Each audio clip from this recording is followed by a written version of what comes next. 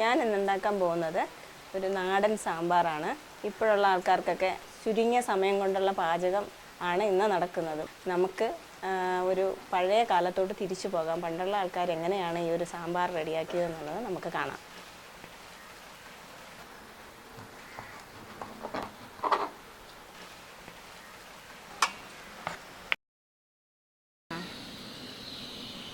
പരിപ്പും ഉള്ളിയും അമരയ്ക്കയാണ് ആദ്യം ഇടുന്നത്. ഇത് വേവിച്ചതിന് ശേഷമാണ് മറ്റ് കഷ്ണങ്ങൾ ഇടുന്നത്. ഇനി ചെറിയ ഉള്ളി, അമരയ്ക്ക അതൊക്കെ ഒന്ന് കഴുകിയിട്ട് ഇട്ട് കൊടുക്കാം. പരിപ്പും ഉള്ളിയും അമരയ്ക്കയും അവിടെ വേകുന്നുണ്ട്. ആ സമയം അതിനുശേഷം ചേർക്കാനുള്ള പച്ചക്കറികൾ കട്ട് ചെയ്യാണ്.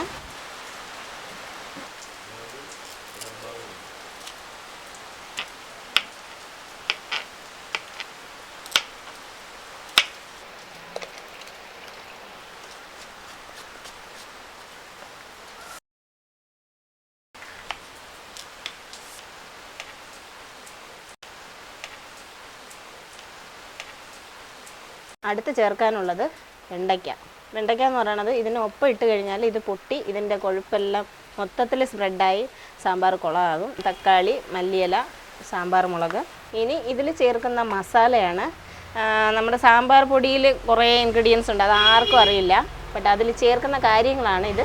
പഴമക്കാരൊക്കെ അന്നത്തേക്ക് വറുത്ത് പൊടിച്ച് മിക്സ് ചെയ്യുന്നതാണ്. വറ്റൽമുളക്, മല്ലി, കായം, ചമ്പാവരി, ഉഴുന്ന്, ജീരകം, മഞ്ഞൾപ്പൊടി, ഉപ്പ്, പുളി. ഇപ്പോൾ നമുക്ക് കിട്ടുന്ന പച്ചക്കറികളെല്ലാം വിഷാംശം ഉള്ളതാണ്. അത് മാറാൻ വേണ്ടിയിട്ട് ഒരു നുള്ളു മഞ്ഞൾപ്പൊടിയും ഉപ്പും കൂടെ നമ്മൾ മിക്സ് ചെയ്ത് ഒരു 10 മിനിറ്റ് വയ്ക്കുക.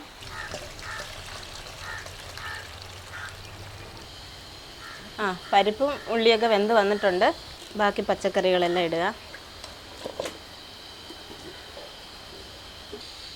ഇനി ഇത് അടച്ച് വയ്ക്കുകയാണേ. കഷ്ണം വെന്ത് വന്നിട്ടുണ്ട്. അപ്പോൾ അതിൽ ചേർക്കാനുള്ളതാണ് പുളിയും, ഒരു സ്പൂൺ മഞ്ഞൾപ്പൊടി, 1 സ്പൂൺ ഉപ്പുപൊടി. ഉപ്പ് നമ്മുടെ ടേസ്റ്റ് അനുസരിച്ച് നിങ്ങൾ ചേർത്ത് പോവുക.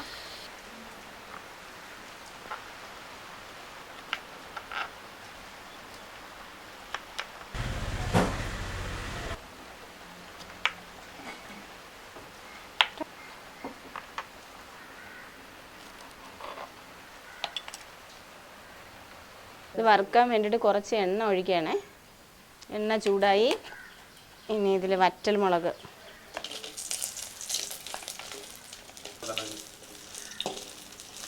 അടുത്ത് മല്ലി,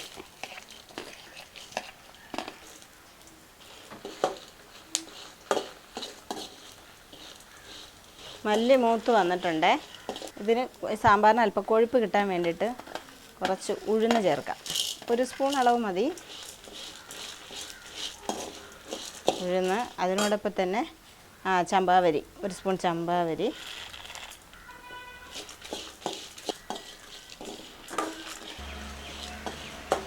മുളക് ചൂടായിട്ടുണ്ടേ. അപ്പം മുളക് ആദ്യം മാറ്റി വയ്ക്കാം. ഇത് കരിയും. അരി ഇതിൽ കിടന്ന് പൊട്ടാൻ തുടങ്ങിയിട്ടുണ്ടേ. ഇനി നമ്മളൊരു 1/2 സ്പൂൺ ഉലുവ എടുത്ത് വെച്ചിട്ടുണ്ട്, അത് ഇതിലിട്ടിടാം.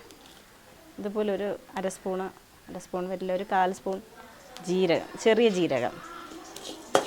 ഇതെല്ലാം കൂടെ ചെറിയ തീയിൽ വറുത്തെടുക്കുക. ചൂടായി വറുത്ത് കോരണേ. ഇനി കായം ചൂടാക്കി പൊടിക്കണം.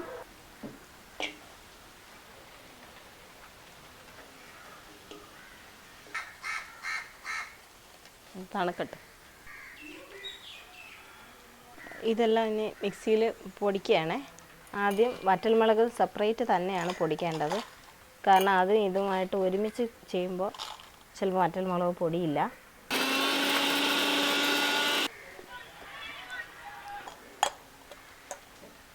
മുളക് പൊടിച്ച് മാറ്റിയിട്ടുണ്ടേ.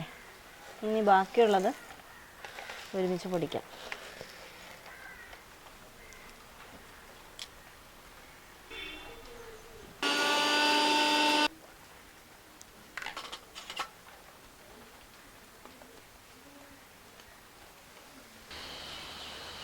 കഷ്ണങ്ങളൊക്കെ വെന്തിട്ടുണ്ടേ.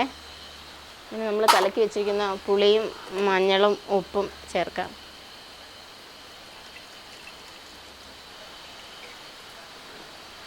അടുത്ത് വെണ്ടയ്ക്കയും സാമ്പാർ മുളകും ഇട്ടാം. ഇതൊന്ന് തിളച്ചതിന് ശേഷം മസാലകൾ ചേർക്കാം.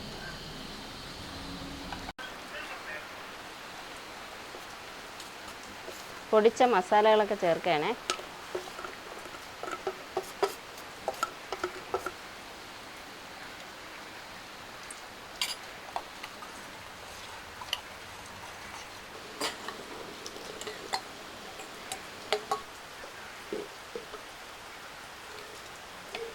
ഇതൊന്നും ഇതാവട്ടെ. തക്കാളി ഇടാം.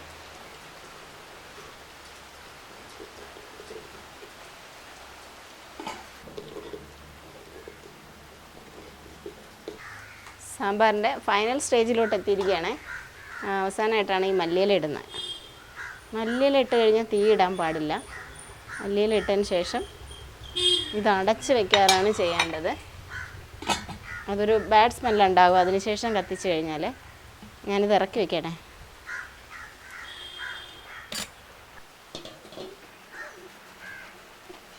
കടുക് പൊട്ടിക്കണേ.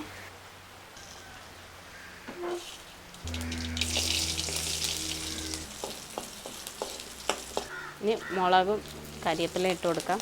ഇതിനോടൊപ്പം തന്നെ ഈ കടുക് വറുക്കുന്നതിനൊപ്പം തന്നെ സാമ്പാറിൽ ചെയ്യുമ്പോൾ ചെറിയ കട്ടക്കായത്തിൻ്റെ ചെറിയ 2-3 പീസ് ഇതിലിടും. ഇതിടുന്ന എന്തിനെന്നറിയോ? സാമ്പാർ പിറ്റേ ദിവസം ആയാലും ഈ പുതിയതിൻ്റെ മണം നമുക്ക് കിട്ടാൻ വേണ്ടിയിട്ടാണ്. ഇത് ഈ എണ്ണയിൽ കിടന്ന് തന്നെ ഡ്രൈ ആയി ഇതിൽ കിടക്കും. സാമ്പാറിൽ കിടന്ന് കുതിർന്നിട്ട് ഇതിൻ്റെ മണം ഇങ്ങനെ സ്പ്രെഡ് ചെയ്ത് വന്നുകൊണ്ടിരിക്കും. മണം വന്നില്ലേ?